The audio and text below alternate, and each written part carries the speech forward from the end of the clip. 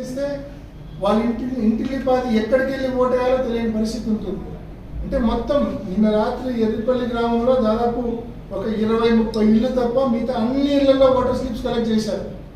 ఇవాళ నల్లపరెడ్డిపల్లి గ్రామంలో ఉదయం నుంచి ఇప్పటి వరకు దాదాపు 400 ఇళ్లలో ఓటర్ స్లిప్స్ కలెక్ట్ చేశారు. అంటే వీళ్ళ యొక్క ఉద్దేశం ఏంటంటే ఫైనల్గా ఈ ఓటర్ స్లిప్స్ అన్ని తీసుకొని ఏం చేస్తారంటే ప్రజలకు క్లారిటీ ఉండదు ఎక్కడికి వెళ్ళి ఓటేయాలో. వీళ్ళు దాన్ని ఎలా ఎక్స్ప్లాయిట్ చేసుకుంటారంటే అధికార పార్టీ నాయకులు ఇప్పటికే జమ్మలమడుగు నుంచి కొండాపురం ముదునూరు మండలాల నుంచి తెలుగుదేశం పార్టీ కార్యకర్తలను ఒక 100 బండ్లలో నల్లపరెడ్డిపల్లిలో దించారు. మధ్యాహ్నం పులివెందుల్లో ఇవాళ మధ్యాహ్నం ఒక జత బట్టలు పెట్టుకొని రమ్మని చెప్పారంట.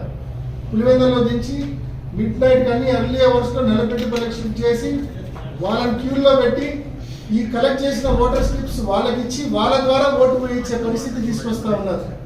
అంటే ఎన్నికల ప్రక్రియ ఎంత ఘోరాతి ఘోరంగా అబాస పాలవుతా ఉందో ప్రతి ఒక్కరు కూడా గమనించమని చెప్పి కోరుతా ఉన్నా.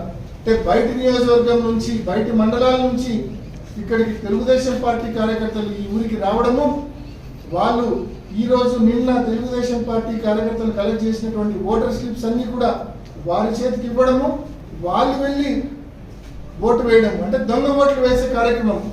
చూసేదానికేమో కెమెరాల్లో వెబ్ కాస్టింగ్లో ఎటువంటి గొడవలు కనిపించవు, కానీ దొంగ ఓట్లు మాత్రం పడుతూనే ఉంటాయి. వెబ్ కాస్టింగ్లో ఎటువంటి అలజడి ఉండదు, ఎటువంటి డిస్టర్బెన్స్ ఉండదు, కానీ నిరంతరాయంగా దొంగ ఓట్లు పడతాయి. అసలు ఓటర్ ఏమో ఎక్కడికి వెళ్ళి ఓటు వేయాలో తెలియని పరిస్థితుల్లో అసలు ఓటర్ ఉంటాడు.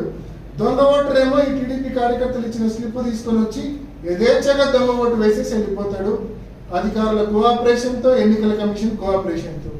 ఎన్నికల కమిషన్ ఇప్పుడైనా ఈ మొద్దు నిద్ర నుంచి లేవాలా, లేచి సత్వరమే మళ్ళా మధ్యాహ్నం నుంచి మొదలుపెట్టి ఇవాళ మిడ్ నైట్ లోపల ఎట్టి పరిస్థితుల్లో ప్రతి ఓటర్కు మళ్ళీ ఓటర్ స్లిప్లు చేర్చే విధంగా చర్యలు తీసుకోవాలని చెప్పి గట్టిగా ఎన్నికల కమిషన్ను మనవి చేస్తా ఉన్నాం, డిమాండ్ చేస్తా ఉన్నాం.